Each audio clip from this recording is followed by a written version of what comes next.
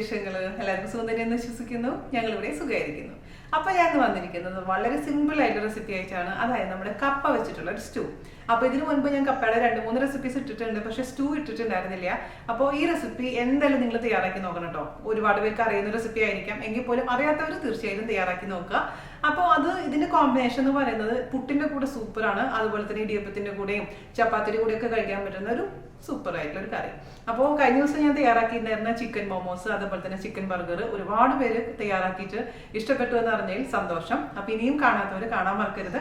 കുട്ടികളുടെ സ്കൂളൊക്കെ തുറക്കുകയാണ്. കുട്ടികൾക്കുള്ള ലഞ്ച് ബോക്സ് ഐറ്റംസ് ഒക്കെ ഞാൻ ഉടനെ തന്നെ കൊണ്ടുവരുന്നതാണ്. കുറേയൊക്കെ നമ്മൾ ചെയ്തിട്ടുണ്ട്. അതിന് സ്പെഷ്യൽ ആയിട്ട് ഞാനൊരു പ്ലേലിസ്റ്റും തയ്യാറാക്കിയിട്ടുണ്ട്. അപ്പൊ അതിന്റെ ലിങ്ക് ഞാൻ താഴെ തരാം. നിങ്ങളത് ക്ലിക്ക് ചെയ്യുകയാണെങ്കിൽ അത് ഒരുവിധപ്പെട്ടതൊക്കെ ചെയ്തിട്ടുണ്ട്, അത് കാണാൻ പറ്റും കേട്ടോ. അപ്പോൾ ഇനി ഒട്ടും സമയം കളയാണ്ട് നമുക്ക് എങ്ങനെയാണ് രുചികരമായിട്ടുള്ള കപ്പ വെച്ചിട്ടുള്ള സ്റ്റൂ തയ്യാറാക്കാം എന്ന് നോക്കിയിട്ട് വരാം. ഓക്കെ, അപ്പൊ നമുക്ക് കപ്പ കൊണ്ടുള്ള സ്റ്റൂ തയ്യാറാക്കാം. ഞാൻ കപ്പ വെച്ചിട്ട് അധികം ഐറ്റംസ് ഒന്നും ഉണ്ടാക്കിയിട്ടില്ല അല്ലേ. കപ്പ വെച്ചിട്ട് ഞാൻ പാലക്കപ്പ ഉണ്ടാക്കിയിട്ടുണ്ട്, അതുപോലെ തന്നെ കപ്പ കട്ട്ലേറ്റ് ഉണ്ടാക്കിയിട്ടുണ്ട്. അങ്ങനെ 2-3 ഐറ്റംസ് മാത്രം ചെയ്തിട്ടുള്ളൂ.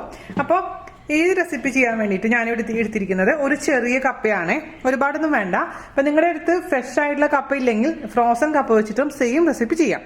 അപ്പൊ ഞാനിവിടെ എന്താ ചെയ്തതെന്ന് വെച്ച് കഴിഞ്ഞാൽ ഒരു കപ്പ എടുത്ത് അതിന്റെ തൊലിയെല്ലാം കളഞ്ഞ് കുറച്ചു നേരം ചൂടുവെള്ളത്തിൽ ഒന്ന് തിളപ്പിച്ചു. ഒരു 5 മിനിറ്റ് നേരം തിളപ്പിച്ചതിന് ശേഷം ആ വെള്ളം കളഞ്ഞിട്ട് പിന്നെ ഇപ്പൊ ഫ്രഷ് വെള്ളത്തിൽ ഇട്ട് വെച്ചിരിക്കുന്ന കപ്പയുടെ പീസസ് ആണിത്.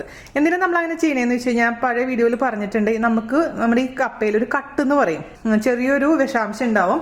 അപ്പൊ അത് ചില സമയത്ത് നമുക്ക് വയറിനൊക്കെ ബുദ്ധിമുട്ടുണ്ടാവും അത് കഴിച്ചു കഴിഞ്ഞാൽ, എപ്പോഴും അല്ല. അതുകൊണ്ട് നമ്മുടെ കാരണന്മാരൊക്കെ പറയുന്ന പോലെ കപ്പ ഒന്ന് തിളപ്പിച്ച് ആ വെള്ളം ഊറ്റിക്കളഞ്ഞതിന് ശേഷം വേവിക്കുന്നതാണ് ഏറ്റവും സേഫ്. അതുകൊണ്ടാണ് ഞാൻ അങ്ങനെ ചെയ്തിരിക്കുന്നത്. അങ്ങനെ എടുത്തു വെച്ചിരിക്കുന്ന കപ്പ നമുക്കൊന്ന് വേവിച്ചെടുക്കണം. അതിന് വേണ്ടിയിട്ട് ഒരു കുക്കർ എടുക്കുക. ആ കുക്കറിലോട്ട് കപ്പയുടെ കഷ്ണങ്ങൾ ഇട്ട് കൊടുക്കുക. മീഡിയം പീസായിട്ടോ ചെറിയ പീസായിട്ടോ നമുക്ക് മുറിക്കാം. എന്തായാലും ഒന്ന് ഉടച്ചു കൊടുക്കേണ്ടതാണ്. ഇപ്പൊ നമ്മളെ തൃശ്ശൂര് കപ്പ സ്റ്റൂ കാര്യമായിട്ട് എല്ലാ വീടുകളിലും ഉണ്ടോന്ന് എനിക്കറിയാം. എന്റെ വീട്ടിലുണ്ടാക്കാറൊന്നും ഇല്ലായിരുന്നു. ഇതിപ്പോ എന്റെ ഒരു ഫ്രണ്ടും സബ്സ്ക്രൈബർ ആയിട്ടുള്ള സജിത അയച്ചെന്ന റെസിപ്പിയാണ് കേട്ടോ. സജിത സ്ഥിരമായിട്ട് ഉണ്ടാക്കാറുണ്ട്. അങ്ങനെ ഞാൻ ചെയ്ത് നോക്കിയപ്പോൾ എനിക്ക് ഒരുപാട് ഇഷ്ടപ്പെട്ടു. അപ്പോൾ ഞാൻ പറഞ്ഞില്ലേ, നമ്മൾ പുതിയ റെസിപ്പീസ് കിട്ടിയിട്ട് ട്രൈ ചെയ്ത് നോക്കുമ്പോൾ ഇഷ്ടപ്പെടുകയാണെങ്കിൽ തീർച്ചയായിട്ടും നിങ്ങൾക്ക് ഞാൻ കാണിച്ചു തരാം. അപ്പോൾ Sajitha, thank you so much for the yummy recipe.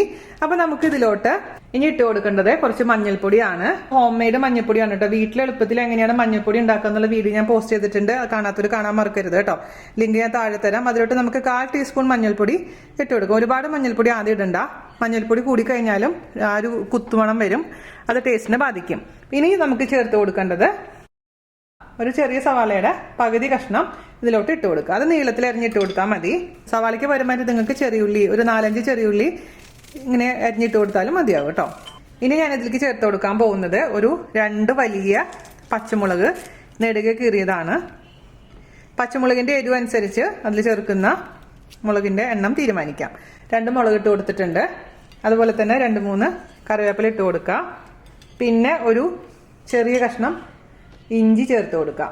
ഇഞ്ചി ഇതേപോലെ തന്നെ നീളത്തിൽ അരിഞ്ഞിട്ട് കൊടുക്കുക. നിങ്ങൾക്ക് എടുത്ത് മാറ്റണം എന്നുണ്ടെങ്കിൽ നീളത്തിൽ അരിഞ്ഞിട്ട് കൊടുക്കുകയാണെങ്കിൽ എളുപ്പമായിരിക്കും. അതേസമയം അതിന്റെ ഫ്ലേവർ കംപ്ലീറ്റ് അതിലോട്ട് ഇറങ്ങുകയും ചെയ്യും. ഇത്ര ഇട്ട് കൊടുത്തിട്ടുണ്ടല്ലോ. ഇനി നമുക്ക് ആവശ്യത്തിന് ഉപ്പ് ചേർത്ത് കൊടുക്കാം. ഉപ്പ് ഞാൻ എപ്പോഴും പറയുന്ന പോലെ ഒരുപാട് ആദ്യം ചേർക്കണ്ട. പിന്നെ ഇതിലോട്ട് നമുക്ക് ചേർത്ത് കൊടുക്കേണ്ടത് കുറച്ച് വെളിച്ചെണ്ണയാണ്. 1 ടീസ്പൂണോളം വെളിച്ചെണ്ണ ഒഴിച്ച് അത്യാവശ്യം വെള്ളം ഒഴിച്ചിട്ട് നമുക്കിതങ്ങ് 2 വിസിൽ കുക്കറിൽ 2 വിസിൽ മീഡിയം ഫ്ലെയിമിൽ കേട്ടോ വെള്ളം ഒഴിച്ചു കൊടുക്കാം. ഇത് ആ കഷ്ണങ്ങളെല്ലാം മൂടി നിൽക്കുന്ന രീതിയിലുള്ള വെള്ളം. ഇനി നമുക്ക് അടച്ചിട്ട് മീഡിയം ഫ്ലെയിമിൽ 2 വിസിൽ വെക്കാം കേട്ടോ. അതിനുശേഷം നമുക്ക് ബാക്കിയുള്ള കാര്യങ്ങൾ ചെയ്യാം. അപ്പോൾ 2 വിസിൽ കഴിഞ്ഞിട്ട് കുറേ നേരം ആയിട്ടുണ്ട് കേട്ടോ. നമുക്ക് തുറന്ന് നോക്കാം. ഇതിൻ്റെ കംപ്ലീറ്റ് പ്രഷർ പോയിട്ടുണ്ടായിരുന്നു. തുറന്ന് നോക്കിയിട്ട് നന്നായിട്ട് കുക്കായിട്ടുണ്ട്. ഇനി നമുക്കിതിലേക്ക് എന്താ ചെയ്യേണ്ടതെന്ന് വെച്ച് കഴിഞ്ഞാൽ ഒരു പാത്രത്തിൽ കടുകും വറ്റൽമുളകും കറിവേപ്പിലയും കുറച്ച് സവാളയും കൂടെ വഴറ്റിയതിന് ശേഷം നമുക്കിത് അതിലോട്ട് ഒഴിച്ച് മിക്സ് ചെയ്തിട്ട് ഇച്ചിരി തേങ്ങാപ്പാൽ ഒഴിക്കാം. നോർമലി തേങ്ങാപ്പാൽ ഒഴിക്കാറില്ല, പക്ഷെ ഞാൻ തേങ്ങാപ്പാൽ ഒഴിക്കാറുണ്ട്. തേങ്ങാപ്പാൽ ഒഴിച്ച് കഴിഞ്ഞാൽ കുറച്ചും കൂടെ ടേസ്റ്റ് കൂടുതലായിരിക്കും. അതിന് വേണ്ടിയിട്ടാണേ. അപ്പോൾ നിങ്ങൾക്ക് തേങ്ങാപ്പാൽ വേണ്ടാന്നുണ്ടെങ്കിൽ അത് ഒഴിവാക്കാം. അപ്പോൾ കാച്ചൊഴിക്കാൻ വേണ്ടിയിട്ട് ഒരു കടായി അടുപ്പത്ത് വെക്കുക. അതിലോട്ട് നമുക്ക് ആവശ്യത്തിന് വെളിച്ചെണ്ണ ഒഴിച്ച് കൊടുക്കാം. 2 ടേബിൾ സ്പൂണോളം വെളിച്ചെണ്ണ ഒഴിച്ചാൽ മതിയാകും. ഇതൊന്ന് ചൂടാവട്ടെ കേട്ടോ. നമ്മുടെ ഓയിൽ ചൂടായിട്ടുണ്ട്. അതിലോട്ട് നമുക്ക് 1/2 ടീസ്പൂൺ കടുക് ചേർത്ത് കൊടുക്കാം. 2 വറ്റൽമുളക് ഇട്ട് കൊടുക്കാം. അത് പൊട്ടിയതിന് ശേഷം കുറച്ച് കറിവേപ്പില ഇട്ടു. തീ കുറച്ച ശേഷം നമുക്ക് അതിലോട്ട് ഒരു പകുതി സവാള കുനുകുന അരിഞ്ഞത് ഇട്ട് കൊടുക്കാം. അപ്പോൾ ഈ സവാള അല്ലെങ്കിൽ നിങ്ങൾക്ക് അതിന് പകരമായിട്ട് സവാളയ്ക്ക് പകരമായിട്ട് ചെറിയുള്ളി ഉപയോഗിക്കാം കേട്ടോ.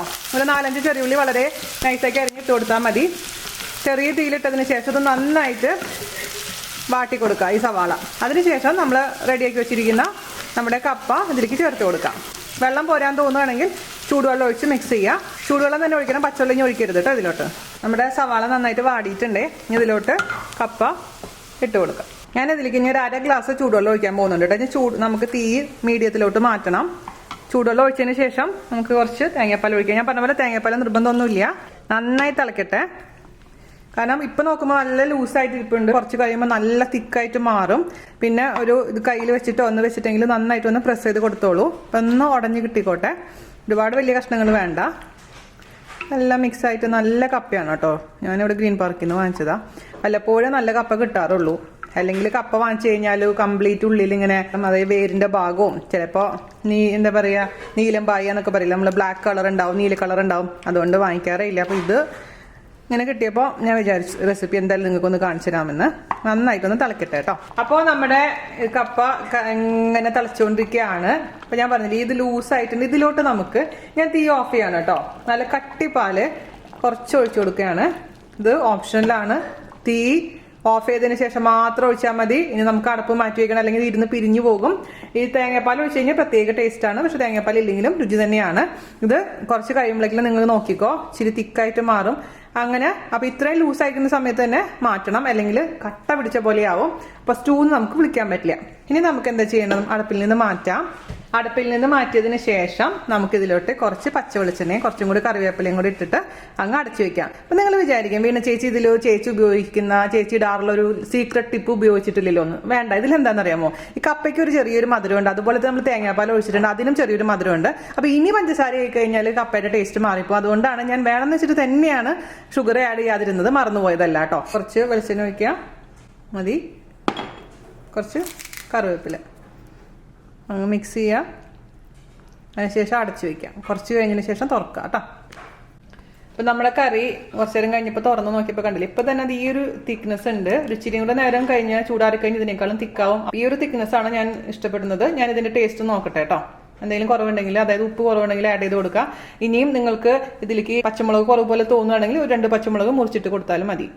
അപ്പോൾ ഞാൻ ടേസ്റ്റ് നോക്കട്ടെ. അടിപൊളിയായിട്ടുണ്ട് കേട്ടോ, പെർഫെക്റ്റ് ആയിട്ടുണ്ട്, സൂപ്പർ ടേസ്റ്റ് ആയിട്ടുണ്ട്. അപ്പം എല്ലാവരും തയ്യാറാക്കി നോക്കുക. അപ്പോൾ ഇഷ്ടപ്പെട്ടു എന്ന് വിശ്വസിക്കുന്നു. മാക്സിമം ഷെയർ ചെയ്യുക, നമ്മളൊന്ന് സപ്പോർട്ട് ചെയ്യുക. പഴയ വീഡിയോസ് കാണാൻ മറക്കരുത്. കിഡ്സിന്റെ ലഞ്ച് ബോക്സ് റെസിപ്പീസ് പ്ലേലിസ്റ്റ് കാണാൻ മറക്കരുത്. അപ്പോൾ അടുത്ത അടിപൊളിയായിട്ടുള്ള റെസിപ്പി ആയിട്ട് വരുന്നത് വരെ നന്ദി, നമസ്കാരം. താങ്ക്